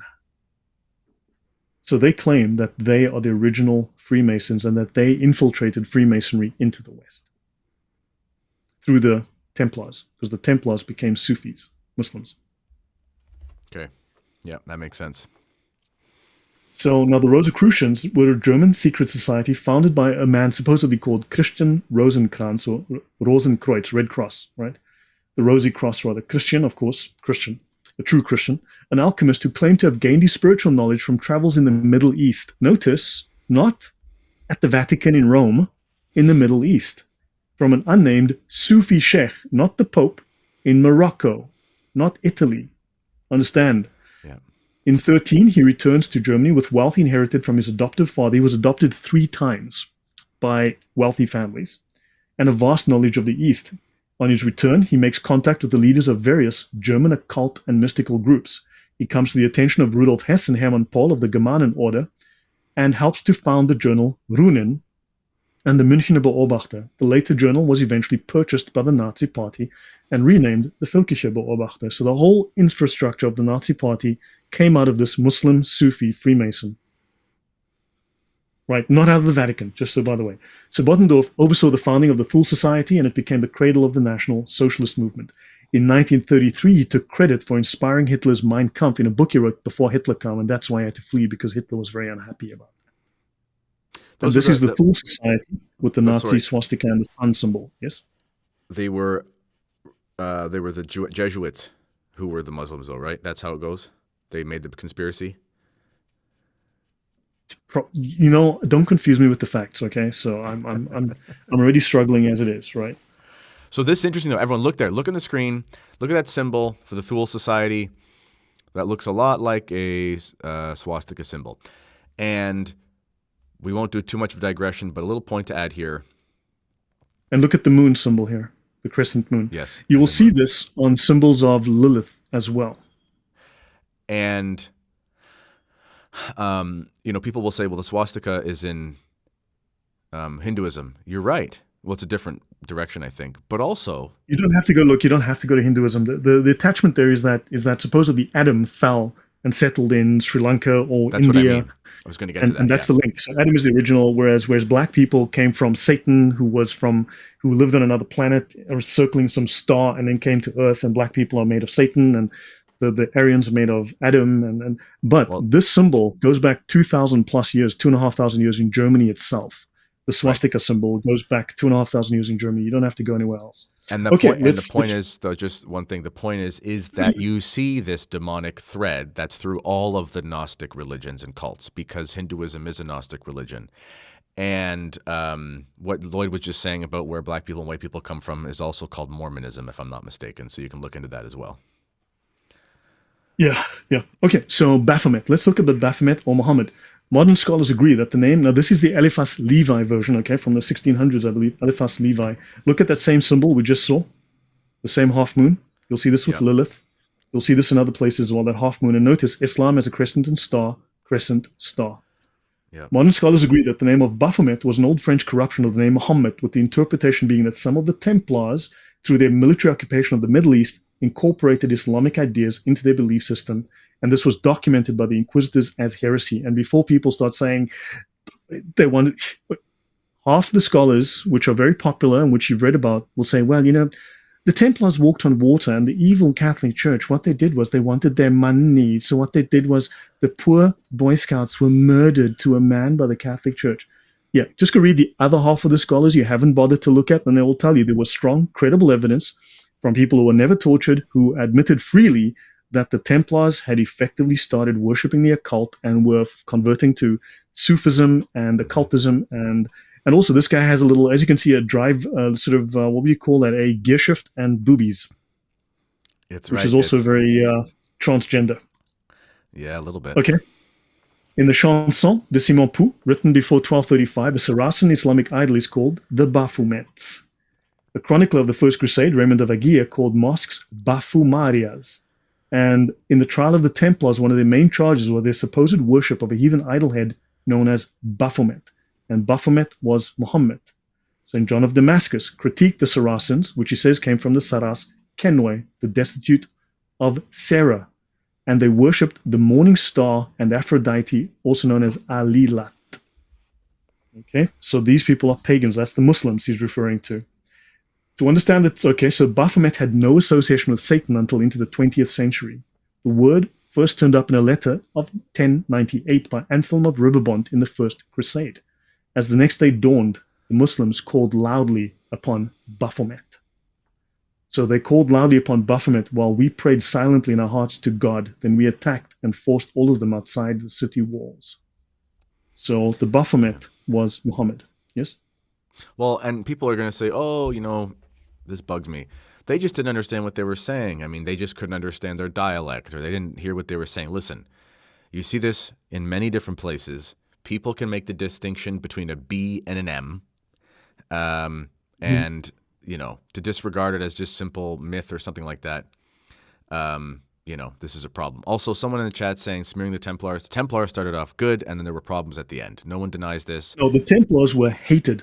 For the last century, there was long talk in the last century of disbanding them and merging them, or just completely getting rid of them, because they, people say, the Rothschilds are evil. Well, the Templars were the Rothschilds of the day. And there were many, many stories of them turning traitor, allying with the Muslims, and undermining Christendom, undermining Europe, undermining the leadership of Europe. They had gone bad. Okay, because you've been given one side of the story only doesn't make you smart. It makes you indoctrinated. Also, ladies and gentlemen, Freemasonry was good in the sense of the Masonic guild orders. Like these things can be corrupted. These people built the cathedrals, and then they were, the cathedrals stopped being built largely because of Protestantism, and they basically had nothing to do, and they get mixed up with these weird things. So things start off good and they go bad sometimes. This isn't about the indefectibility of the Catholic Church or good Catholic history. It's just one aspect of an order that had a job ended up going screwy in the end. So they begin to explore Islamic customs, okay? Now, of course, the Gnostic connection, now here's an interesting thing, that they speak of a cipher that was found, all right, where they speak of Baphomet was a coded translation for Sophia, a divine figure in Gnostic mysticism. So come back to this, we'll take a screenshot. I'm not going to go through all of this, but understand there's loads of information that has not been explored because it's not popular, because it goes against the narrative, okay? So Baphomet is a coded translation possibly for the Sophia. Then Baphomet, the iconic image of Baphomet was abruptly invented by one man, a French occultist named Eliphas Levi in the mid-19th century, who develops this new version, this goat version of the Baphomet. But here we've got Archon Daral, an author and teacher of the Sufi tradition and Sufi magic, who argues that the Baphomet came from the Arabic word Abu Fihamat, Abu father, meaning the father of understanding. Yep. The father of the gnosis. wisdom, course. the Sophia. Yep. Yep. People don't understand, okay? When people say Muslims worship the same God, there's two sides to that statement, okay? Yes, the individual Muslim believes that they're a monotheist. So in a philosophical sense, they say, I believe in one creator of heaven, earth, so on and so forth. But then when you look deeper into the texts, you say, just because they say that they worship one God doesn't mean they don't believe there are other gods. Also, it doesn't mean that they believe that the God that they're worshiping is the monotheistic God that we understand. So there's more to it. As Lloyd said in our last interview, it's same vocabulary, different dictionaries. And that's very important. Yep, so let's continue. Right, so you've got that, all right? Then you've got the Baphomet. This is from the Oxford Dictionary. Baphomet, a form of the name Muhammad used by medieval writers, alleged name of the idol which the Templars were accused of worshipping. The great stress in the condemnation of the Templars is laid on the worship of Baphomet, right? There are plenty of historical records that attest to that fact. You just may not be aware of them, but there are plenty of historians that speak about that. Those historians don't get airtime. It's that simple. And now notice in Leviticus 17:7, they must no longer offer any of their sacrifices to the goat idols to whom they prostitute themselves. This is a lasting ordinance. So this is a corruption of the Bible again. The old heresies keep coming back. You look at heresies, my friends, every old heresy, it comes back. The Satan has like 4 tricks and he calls them different things. Right, now, let's have a look. Nikolai argued against the identification of the mysterious Baphometus or Baphomet and Muhammad, which implied that the Knights Templar had secretly converted to Islam and were worshipping a Muslim idol. Instead, what Nikolai says, this scholar says, he was convinced that the Gnostic beliefs of the Knights Templar, okay, so he says, no, they didn't become Muslims, they became Gnostic. But we've already learned that Islam is Gnostic. So, a rose by any other name would look the same. So he explained that Gnosticism had emerged from the Kabbalah. Okay, fantastic. The Gnosticism emerged from the Kabbalah. Now, so let's have a look here. We'll talk about the Kabbalah in a moment. Baphomet, Encyclopedia of Occultism, right? So I get this from Lewis Spence. The goat idol of the Templars, Baphomet, okay? And they speak of the Baphometic idol as follows, a pantheistic and magic figure of the absolute. Remember, we've already spoken, Muhammad is what the whole universe was made of. We covered that at length last week. Baphomet says another charge in the accusation of the Templars was that to a great degree proved by the deposition of witnesses who were not tortured, okay?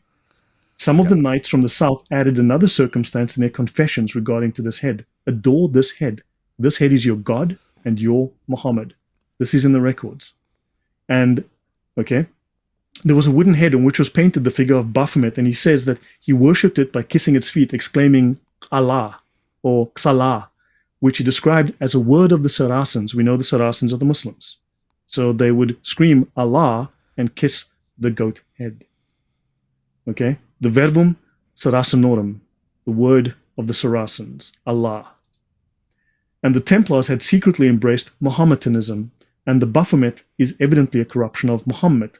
Von Hammer gave a Greek derivation of the word and assumed it as proof that Gnosticism was the secret doctrine of the temple. Now we go back to Gnosticism. There is every reason to believe that there was some foundation for the charges of heresy against the Templars, and they rendered their Christianity not quite so pure as that of Western Europe. It followed the doctrines and rites of the Gnostic Ophites of Islam, Baphomet being merely a corruption of Muhammad, rejection of Christianity in favor of a religion based on Gnostic dualism. Expressions as regards the worthiness of Saracen nations among whom the Templars had many friends. It is even possible that the Templars introduced into their rites practices which savored of Gnosticism or Mohammedanism. Need I go on? That's fine. It's good. And again, people in the chat, this person says there were renegade, corrupted Templars. Doesn't mean all the Templars. Listen, Templars were around for like a ton of years. We're saying that there was a point when the Inquisition, and we trust the Inquisition, got to the point where it said there's a problem here. This happens. Look at the Jesuits. The Jesuits were like the greatest order in the church until like 1960, okay? And then things happen. It's just the way it is sometimes. Everyone just relax about it. Yep. So look, Kabbalah. Now this is Etam Online, just from the Online Etymology Dictionary. Kabbalah, Jewish mystic philosophy from the 1520s. Hold on, I thought it went back to like 9 million BC or something, before the dinosaurs. It's 8 million BC. 8 million, 8.5 million, and 20 minutes. But it only goes back, it says, to the 1520s, okay? And it says here, compared to the Arabic Kabbalah he received, he accepted, hence any secret or esoteric science. Hold on. Arabic Kabbalah? No, you can only smear Jews, right? Yeah. We're hypocrites. We only smear Jews.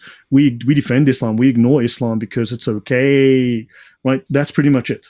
Do you understand what's going on here? Because Yeah. Jewish mysticism is known as Merkava mysticism, and that goes way back. Kabbalah is a fairly new innovation, and basically it entered Europe as a very popular sort of pastime for Victorian ladies or whatever the story was.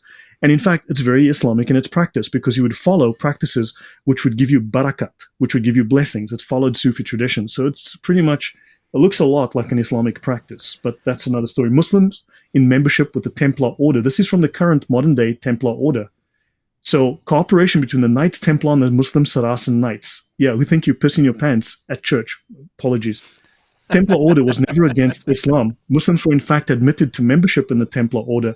Salah ad-Din himself was given the Templar knighting ceremony near Alexandria, one of the major loci of, or places of, heresy. And here you go. It's the Knights of the Order of Salah ad-Din, Templar, Muslim Templars. I think that's a little out of order, but that's just me. Yeah. You see? I see. That's just me. Okay? So the enemies of Christ were generally regarded as the same enemies of Islam. So these guys had a completely backwards view. They're lying through their teeth here. They've got it very, very wrong, but there's a problem there. Okay? I'm not going to go into length. I need to cover a lot of slides in a short time. So now, okay, now you've got in France, these polemics were adopted in several conspiracy theories. You have the anti-Masonic Jesuit, Augustin Barruel, okay? And he says whose ideology, the Masonic French Revolution, Masonic, yes, there were lots of Masons in the French Revolution. And he speaks of the Kabbalistic Freemasons, the Templars, the Cathars, the Gnostics, and eventually the Manichaeans. And if you start to look at the presence of Islam in the 1700s, you would be very surprised. Let's just say that Muslims chopping people to death with axes and knives on streets and bridges, that doesn't go back to 2015. Trust me on that. It goes back more like 1715. They've been doing that for a long time in France. Let's have a look here at Idris Shah. Now, you might disagree with the guy or whatever, but everyone disagrees with everything. They say Lloyd just makes things up. Look, I'm showing quotations, citations, books. I make nothing up. I read off the screen. I show it on the screen, but okay. So Robert Graves, in the intro to The Sufis by Idris Shah, the Sufis were fortunate enough to protect themselves against the charges of heresy by Al-Ghazali. Okay, we spoke of him earlier, the highest scholar after Muhammad himself. He was a Sufi, became the highest doctrinal authority in Islam, and he reconciled Quranic religious myth with the rational philosophy, thus earning the title, the Proof of Islam, the highest honor in Islam. He's called the Hujjat al-Islam, the Proof of Islam. Sufis, the Sufis are an ancient spiritual Freemasonry, they tell us. Indeed, Freemasonry began as a Sufi society. It first reached England in the reign of King Athelstan in 924 and was introduced into Scotland disguised as a craft guild at the beginning of the 14th century by the Knights Templar. Your thoughts before I move on? No, keep going. It's good. All right. There's a shadowy traditions among the Masons of the craft's Saracenic origins. This is Hayden's Dictionary of Dates, okay? There's a tradition among the Masons of the craft's Muslim origins, right? Architects from the African coast, Mohammedans, brought it into Spain about the 9th century. And the architects from these are various sources. This is Hayden's Dictionary of Dates. Go to my folder, you'll find everything in my archive. Look for my archive, any of my description boxes of my videos. Freemasons were excommunicated by the Pope in 1738 and again on September 30th, 1865. In fact, Freemasons there have been more papal encyclicals written against Freemasonry than any other topic in the Catholic Church. Yep. So we've got Masons, Gnostics who come from the original Simon Magus, but okay, that's a maybe. Let's talk about the KKK. This is their holy book, the Quran. Take away the L, you've got the Quran. So the holy book of the KKK is called the Quran. And notice what they've got here, the Knights Templar, the Ku Klux Klan member as the Knight Templar. See that? Knight Templar. It is derived from the name Islamic Quran. The earliest symbol of the KKK was not a cross. Their first symbol was the Islamic crescent and star. Did you guys catch that? The earliest symbol of the KKK was not a cross. This is PR nonsense when they didn't, want to be associated with this, that they ended up using the cross to sort of appeal to the fallen away Christians or whatever. And this is how it started. Now, Ivana says they will say they are Jews, but are from the synagogue of Satan is what I see. Yeah, now that statement, now I don't know if you are aware or unaware, if you're spreading propaganda, if you're lying to me, or if you are simply innocent, but if you read Revelation 2:9 and 3:9, if you go a couple of verses before, you'll know they name a very specific Gnostic group that say these idiots claim to be Jews, but they are not. Okay? So what most people do is they misquote that. They take that out of context and they say, Jews are actually from Satan. We must kill all the Jews, because you're not a nice person if you think that. Okay? So please do a little bit of background and, try some education. Okay, now this guy's name is this Albert or Cecil? Finally, we found him. We may have. He looks more like a Cecil, but good grief. So notice the crescent and star on his uniform. All right, this is another version. Notice like the Baphomet, one arm high, one arm low, as above, so below. The Hermetic idea, right? And you can see clearly the crescent and star. This was the last surviving uniform. This is from the archive of the University of Kentucky. The original KKK costume, 1890s, found in a house in Pulaski, Tennessee. And R.J. Brunson, this is the guy, an original Klansman, wearing the original robe, the only original robe in existence.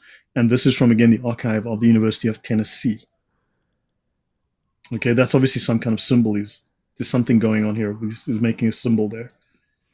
And this is likely the same man in the same uniform as above, but I'm not absolutely sure. This is from 1913, so yeah. And of course, here you've got the KKK, the men who are refusing to bow to the great image. So the Pope, they don't believe in Rome. See, the KKK. The Holy Bible, they're holding it there. And of course, burning a cross is a sacrilege. Okay, and the KKK burns the cross because they are sacrilegious. Yeah.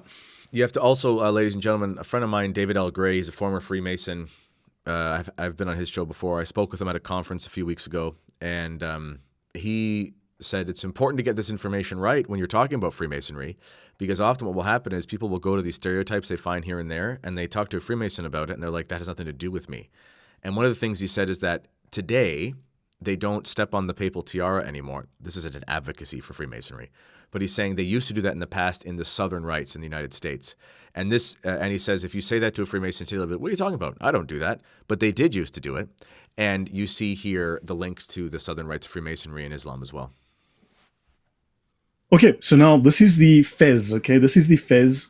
And notice here you've got the symbol of Islam, the crescent and star. But this is also that curved moon, which is associated with Lilith, with Sophia. And you've got the Islamic scimitar and the word Muslim, also with multiple scimitars, okay? A symbol of Ottoman affiliation and adherence to... So hold on, I just need to want to deal with... Thomas says here, this guy misrepresents. Look, so Thomas states, this guy seems to have a faulty conception of what we believe. No, I see this all the time. I do not have a faulty conception. Maybe you personally are feeling guilty, so now you've got to try and absolve your guilt by saying, well, I personally don't. You speak only for yourself.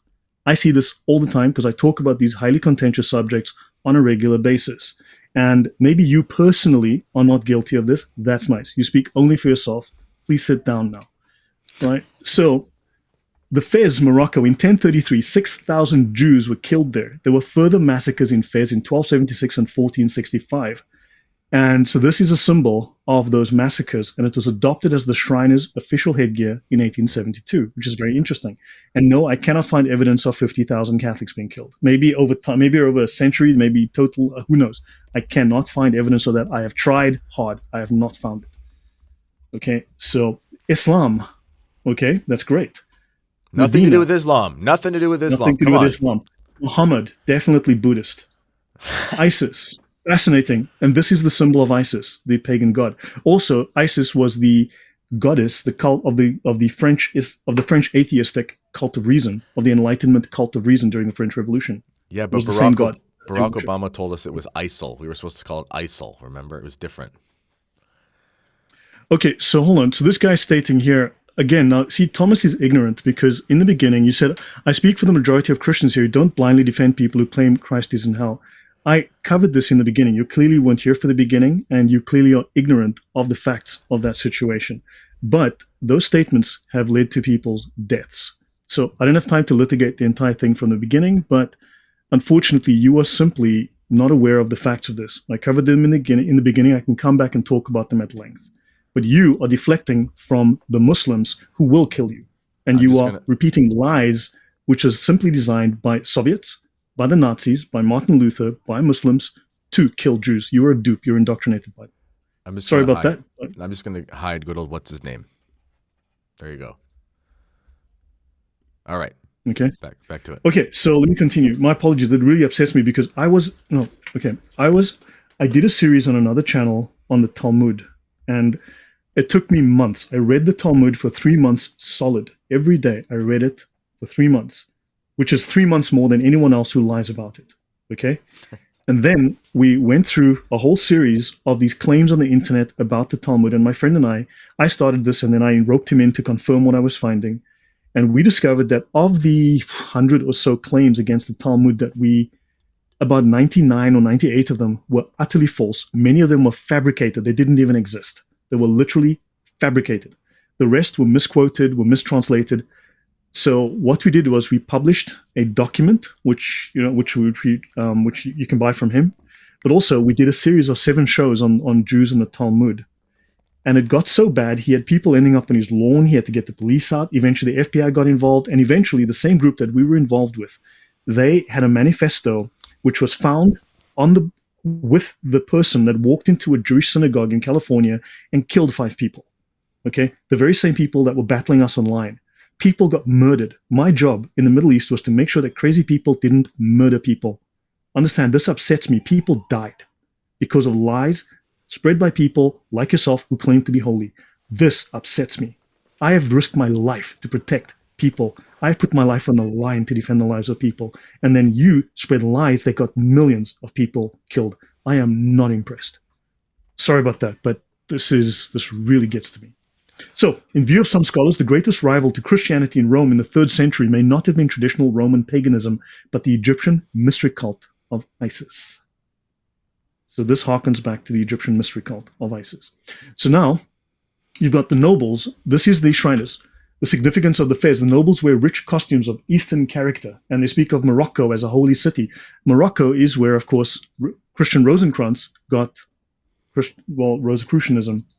All right, now let's look at some Islamic Shriners. This guy, who's a white guy, maybe he's a crypto-Muslim. We hear about crypto-Jews a lot. Well, Islam, this is Elijah Muhammad. You may have heard of this guy. Yes, he started the Nation of Islam. Yes. In the States. Yep. Okay. And of course, they say among the oaths of the Masonic Shrine organization is one that says, "May Allah, the God of Arab, Muslim, and Mohammedan, the God of our fathers, support me to the entire fulfillment of the same. Amen, amen, amen." Okay. And then, of course, you've got Quran. See, so here you've got Muslim, Mohammedan, Arab, Allah. That is very interesting. Now, every Shriner is a Freemason. Not every Freemason becomes a Shriner, but a Shriner is a higher form of a Freemason. Yes. Right? So notice these white dudes, okay? These are all potentially serving the purpose of Allah, whether knowingly or unknowingly. Then you've got here General Douglas MacArthur.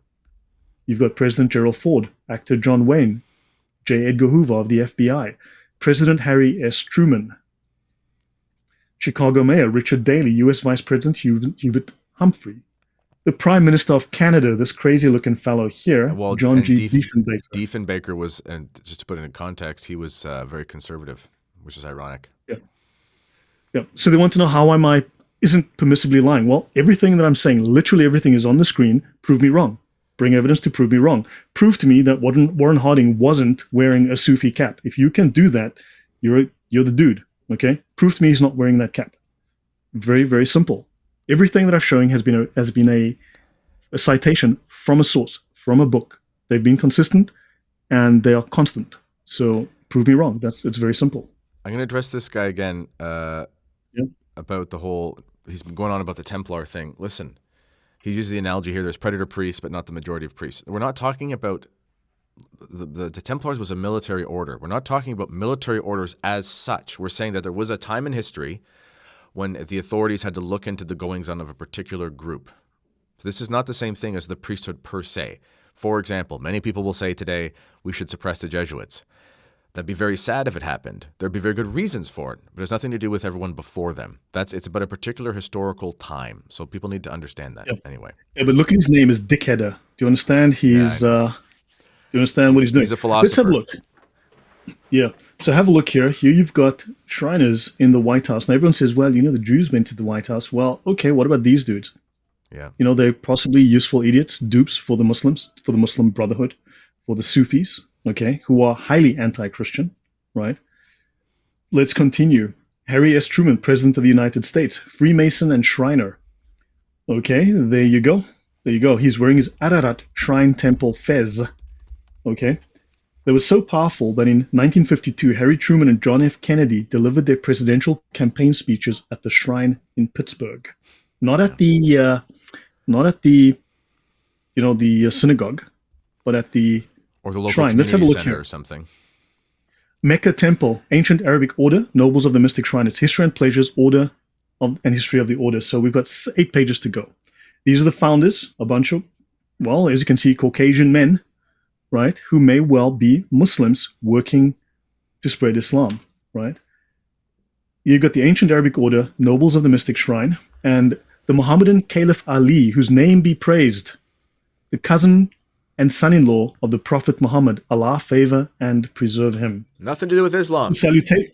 Nothing to do with Islam. The salutation of distinction among the faithful is Salam Alaikum, which is Buddhist, right? To which is returned the gracious wish, Alaikum As-Salam, which is, I'm not sure. It's Irish. It's ancient Gaelic. Sounds very peaceful. Must come from some peaceful group. The secret knowledge symbolized by the crescent has always had its devotees in every age, and it is the master key to all wisdom, to the Sophia, to the Gnosis. And look to the east for light, like Morocco maybe. The beautiful emblem of the newborn light, the crescent. Understand? There's this whole connotation of this crescent moon, right? Gideon arose and slew Zeba and Zalmunna, and he took the crescents that were on the necks of their camels. Judges 8:21, RSV. And just for the guy, the PhD that claimed that I'm a King James only, and that Jesus gave 11 copies of the King James Bible to the apostles. Look, man. I can't believe we took it seriously. Learn what a sarcastic humor is and what a joke is. Maybe that was, I don't know, maybe you've had total sense of humor failure, whatever. Well, but this is the RSV, just so by the way. Sorry, yeah? Listen, I mean, this guy, he's a PhD. He needs to go find out that lady that I was sitting beside at that wedding who had she was doing her PhD in feminism and comedy. They can get together. She can teach him how to have a sense of humor. All right. Okay, so now I've got, besides the crescents and the pendants and the purple garments worn by the kings of Midian, the pagans of that region. So understand the idea of the crescent goes back, and these are the enemies of the Jews. These are the enemies of the people of the Bible. All right? So yeah. Now let's have a look at the keg patrol. This guy's got the Abu Ben Adam name, and he's wearing a fez. Okay, he's got a little car with the keg patrol. Let's have a look. Abu Ben Adam Shrine Mosque. Yeah. Interesting. Mosques. Mosques are Buddhist. God, there's a religion that has mosques. Oof, it's tough for me to figure this out. It's Shintoism. Japanese. I knew it. Japanese. Yeah. And notice AAONMS. Now, this is an anagram of, let's have a look at that. AAONMS. Well, if it's Japanese, it stands for spicy tuna roll. AAONMS. It's an anagram of a Mason. Lloyd, Mason. Lloyd, not only are you the only person in the world who uses Microsoft Bing, you're also one of the only people in the world who uses Notepad still. I use Notepad every day, multiple times a day.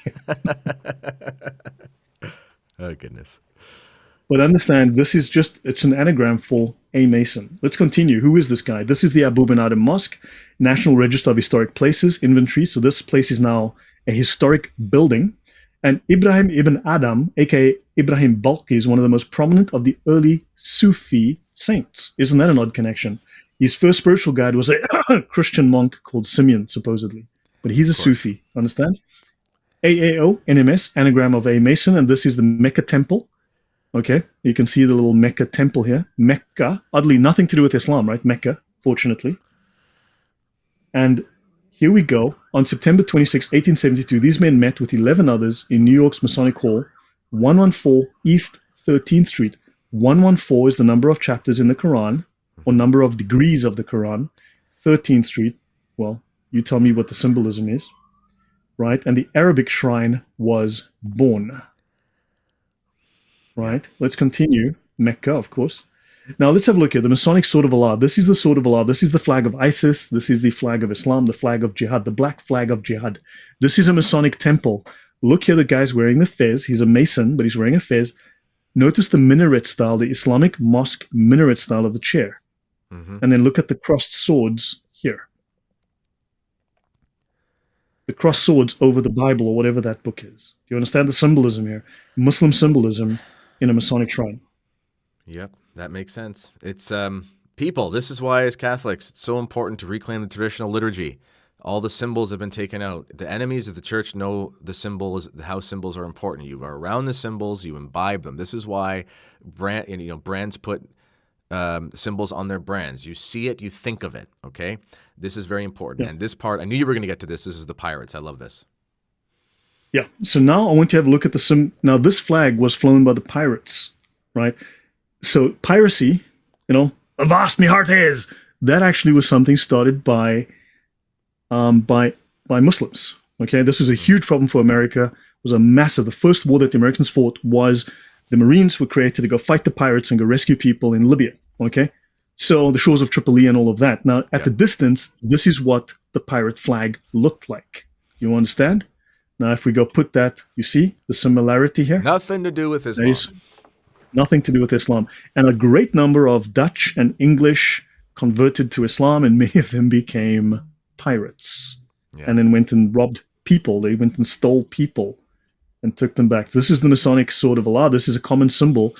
And you can see it's the same sword, the same Masonic idea, the jihad that is taking place here. The 9th degree, and notice there are 9 degrees of Sufism. Okay. Now let's have a look at the Islamic Temple of California. I need to look into that. I always forget to. Okay. So this is the Islam Temple, the pilgrimage to Sacramento in 1915, the Islam Temple. And here they are kicking out the government, and these Sufis, these Sufi, these Shriners are now taking over the California government, California. So very interesting. This is a real event. It actually happened. I don't know if they threw the government out, but this is their intention. One more connection. Ladies and gentlemen, California was started as a Catholic place. The capital is literally called Eucharist, Sacramento, sacrament. And the Shriners, enemies of the church, are trying to take over it. It's not an accident. Right. So, completely normal activity. What is a crypto-Muslim? Everyone talks, well, they're crypto-Jews. Well, what about crypto-Muslims? We've just seen a whole bunch of crypto-Muslims. So, yeah, that looks like something we cannot describe, okay? Yeah, close the eyes of your kids, people. That looks a little human centipede, just so by the way. What is they? Okay, let's see what's going on here. This is Los Angeles. This is the Shriners Arab Patrol in costume, dancing with people looking on in 1925. And the notes on the photograph are handwriting on negative states. Patrol from Al-Malaika Temple, LA. Subjects, Al-Malaika Temple, Los Angeles. Ancient Arabic Order of the Nobles of the Mystic Shrine for North America. Let's have a look at some Sufi dancing. Let's have a look. See, this is what the Sufis do, and these guys, as we saw, are Sufis. Let's have another quick look again. You see, this is what they do. And let's go do another one. Let's continue. Let's look at Sufi circle dancing. I didn't enable audio, so you're not probably going to get the audio coming through, but let me see. Okay, let's play this one.